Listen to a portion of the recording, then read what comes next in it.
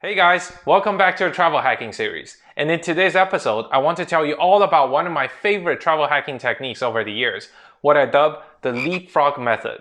It is designed for young, adventurous people who have a lot of time on their hands and don't mind exploring a few other cultures on the way to their final destination. So if you're one of those kids, congratulations! You will now learn how to save sometimes 50% on your final ticket price while allowing you to stop in 5 or 10 more new places while on your way. And don't worry if you're not one of those kids, you can always click right here and check out all the other methods I have outlined in the travel hacking series. Good? I hope you're ready because we're jumping right into it. What is the leapfrog method anyway? Well, it is the idea I have come up over the years of chaining a series of incredibly cheap flights that can allow you to go closer and closer to your desired destination, and you can stop along the way. This is mostly thanks to a lot of budget airlines that are now operating longer and longer flights. And there's no better way for me to show you how it works than with a real-world example. But before I begin, I have to warn you that all of the tools that I'll be using in this video are already outlined in the introduction section of the series. So if you have not watched it, I highly recommend you to click right here and get yourself familiarized. Good? A few years ago, I have had a friend from Australia and she was studying in Frankfurt, Germany. She finished her school in mid-November and she needed to get back to her home in Sydney before Christmas.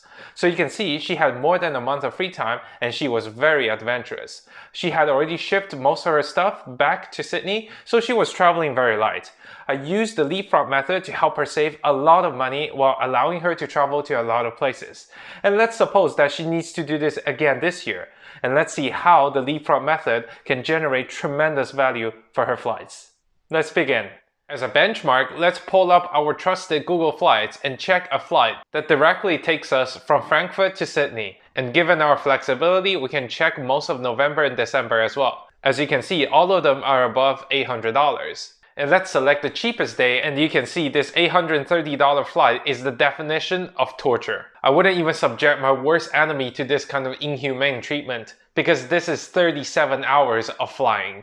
From Frankfurt to Amsterdam and a gruesome 7.5 hour layover, and then all the way to Kuala Lumpur for another 7.5 hour. Yeah, this is the reason why people hate flying. And for the price of $830 US, we definitely need to beat that.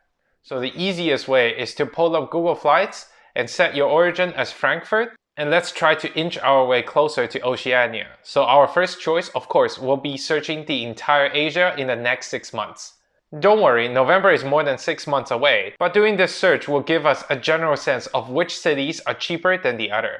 So by pulling up this map, we can move and check which cities are significantly cheaper than all the others around it. East Asia is not very cheap, and neither is most of Southeast Asia.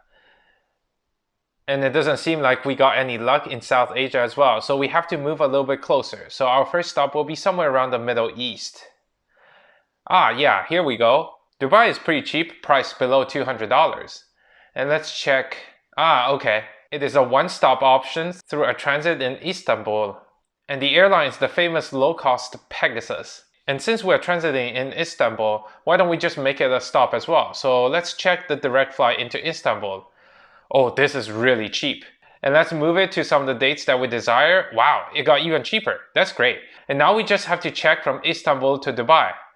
And it turns out that the sum of these two tickets is actually cheaper than just buying a direct transit ticket into Dubai. So we got a free trip into Istanbul. And now we just have to do the same. We just have to keep moving east. So we put Dubai as our origin and we try to search for destinations that are east of us for significantly cheaper than all the others. But surprisingly, there are a lot of destinations under $200. And just by checking on it, all of them seems to go through Manila on another low-cost airline called Cebu Pacific. So let's click on Manila, and yes, it is much cheaper than most of the East Asia. Let's just buy that, departing a few days after our arrival in Dubai. So we get a few days to have fun in Dubai as well. And now, since we're close enough, let's try to go directly from Manila to Sydney. And voila, you get $170 US for a direct flight into Sydney. And the total cost of the ticket is below $500, but also allows us to have a few days to have fun in Istanbul, Dubai, as well as Manila. And since you can see most of the tickets have the same price on almost all of the dates, you have very flexible schedule. If you don't want to stop in Istanbul, you can directly transit through, or if you want to have a full 3 weeks in Philippines, You can stop in Manila to your heart's content, and all of these tickets cost less than $500. And what if you have some more time to chill around other than just stopping 3 days in 3 cities? Well, the options are basically endless, because as long as we get to a gateway that can eventually take us into Sydney for cheap, we can hop around in Southeast Asia thanks to their rap sheet of budget airlines. So why don't we reverse search a departure from Sydney into Southeast Asia, and let's try to find another place that can get us into Sydney for cheap. I know this is a ticket from Sydney into Southeast Asia, but the cheap ticket usually works in reverse as well. And after a quick search, we can find out that both Phuket in Thailand as well as Bali in Indonesia are very cheap to get to from Sydney. And just to make sure, let's put Bali as our departure and fly into Sydney, and voila, it is very cheap, confirmed. So technically, we can hop all around Southeast Asia as long as we begin in Manila, Philippines, and end in Bali in Indonesia. And given the time and flexibility, we can choose something as simple as this. A flight into Kuala Lumpur, and then into Singapore, and eventually into Bali, and then back to Sydney. It depends on your travel style or the places that you have been before. You can choose anywhere in Southeast Asia and even North Asia, because you can just simply set Manila as your departure airport and check where are cheap tickets located. And for example, all of the domestic flights within Philippines are below $20, so you virtually have no excuse not to explore Philippines for a while. So let's sum it up. Instead of flying some gruesome 37-hour flight through Amsterdam and Kuala Lumpur without stopping to enjoy at least a bit of scenery or at least have a few days to relax, you get to fly a series of shorter direct flights, first into Istanbul and then to Dubai and eventually into Manila, and then you have all the options that you can choose from in the entire Southeast Asia and eventually back to Sydney for less money and much less pain. You can save 45% with the simplest routing, or you can visit 6 or even 10 more countries on your way back, while still keeping the price of flights below the original benchmark.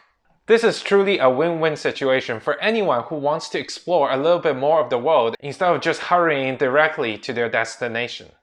Well, now you have learned one of the most incredible travel hacking techniques out there. I hope that you can put it to a good use next time when you go and explore this world. So if you really like the contents of this video, please consider giving it a big like. And if you want to see more videos like this one, consider clicking on the red subscribe button beneath me as well. And I'll see you around.